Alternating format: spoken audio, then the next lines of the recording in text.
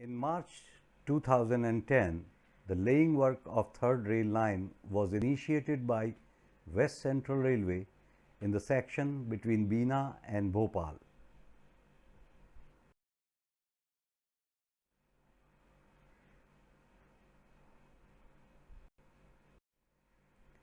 The contract for this mega project was with Larsen and Toubro, who had further subcontracted part of this work to Raghu Infra Private Limited, a Hyderabad-based company, in small sections. Kulhar is one railway station on these sections. Tens of thousands cubic meters of soil, hard moram, was required for making the gigantic base of the rail line.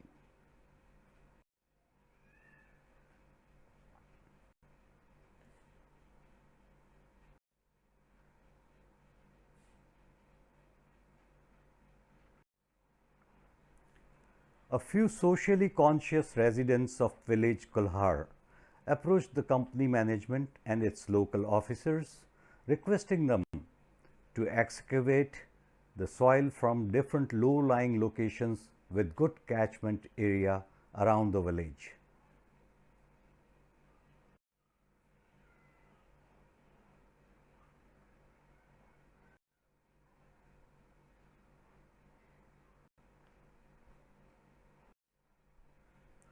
The aim was to strategically excavate soil from such areas, converting them into well-planned and designed water reservoirs to collect maximum rain and surface water.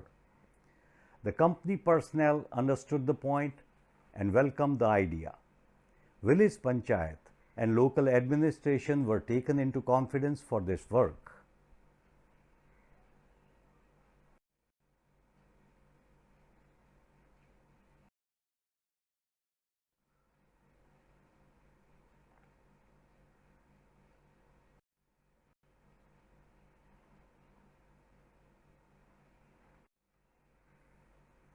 Within 3 years, that is 2010 to 2013, 6 water reservoirs at different locations were dug with the storage capacity of tens of thousands cubic meters without costing any money to the government or the local public, which otherwise would have roughly costed not less than rupees 1.5 crores. On the contrary, this work earned rupees 4 lakhs in the form of royalty to the government treasury.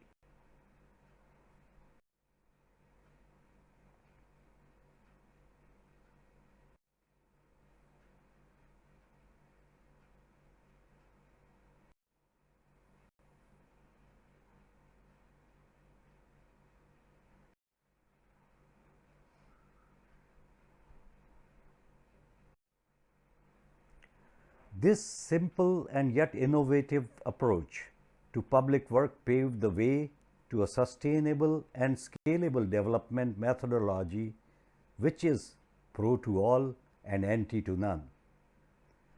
Adequate care was taken to protect age-old trees during excavation.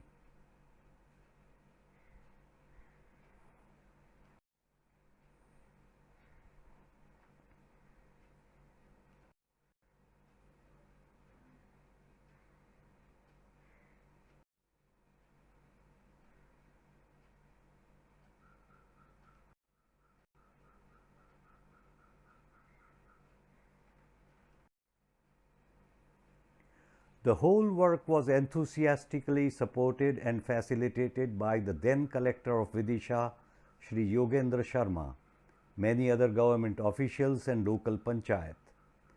This work was highly appreciated by the then Commissioner of Bhopal, Mr. Manoj Srivastav. He wrote to various district collectors citing this as Kulhar model to be emulated in the ongoing public works in their areas for creating such public assets.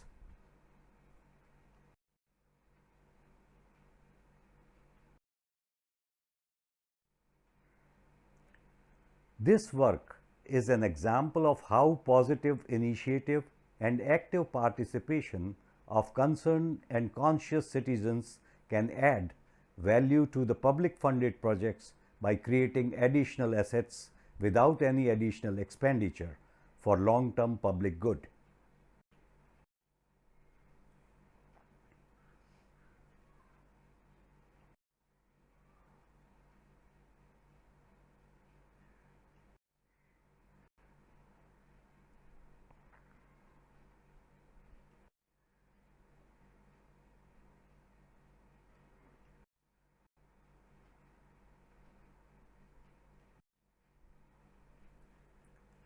Right after the creation of these assets in 2013, 1,500 bighas, that is 750 acres of agricultural land, is being irrigated yearly at no cost by all categories of farmers in the village, giving boost to their agricultural produce as well as to the economic activity of the village.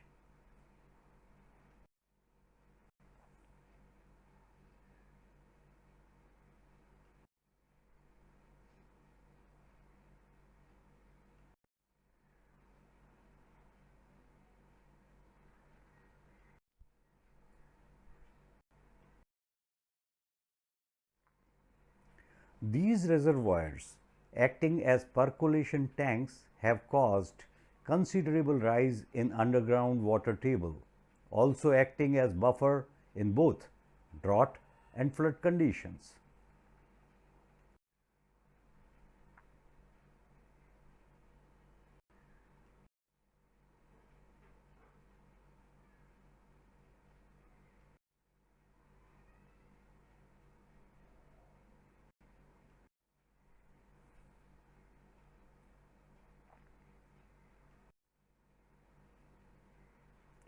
Future possibilities.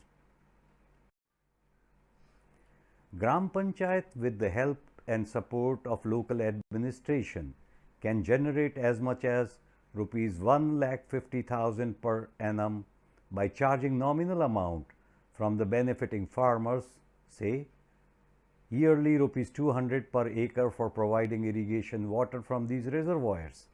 The same money can be used for the maintenance and further development of all these reservoirs. Some of the reservoirs can be reserved for fisheries.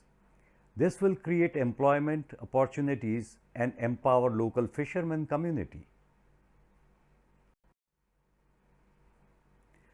Current storage capacity created for these reservoirs can be increased manifold by digging more and adding to all the three dimensions of these ponds.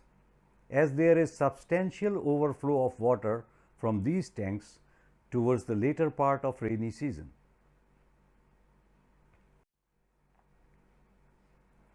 Small parks, social forestry, horticulture projects, playgrounds, cremation shed, and other utility spots for the rural habitants can be developed as composite complex around these ponds in the village.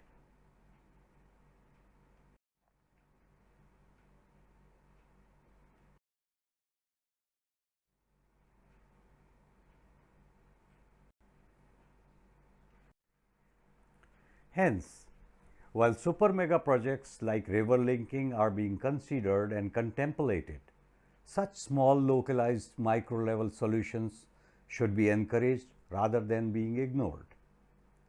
This small effort has a big and wide ranging social, environmental, and economic impact.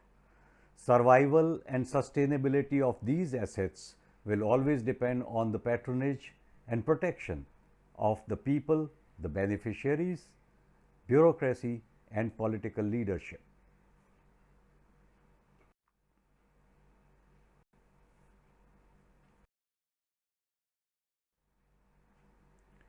This work is being shown as a PowerPoint presentation with the help of photographs taken at the time. The making of a small documentary about this work is in progress.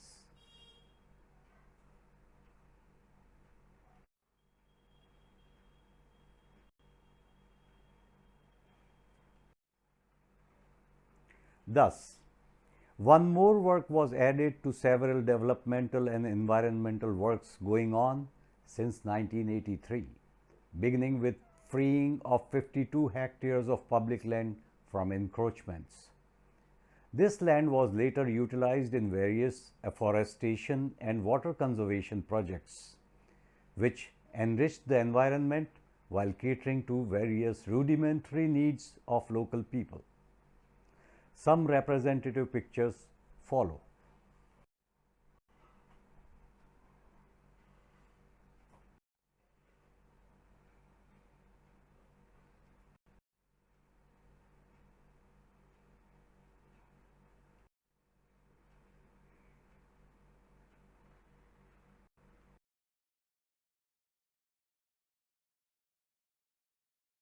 All the appreciable works carried out in village Kulhar and surrounding villages for over last 3 decades, in spite of several hurdles and adversities, could not have been possible without the initiative and active participation of the local citizens and the support extended by contemporary political leadership and government machinery.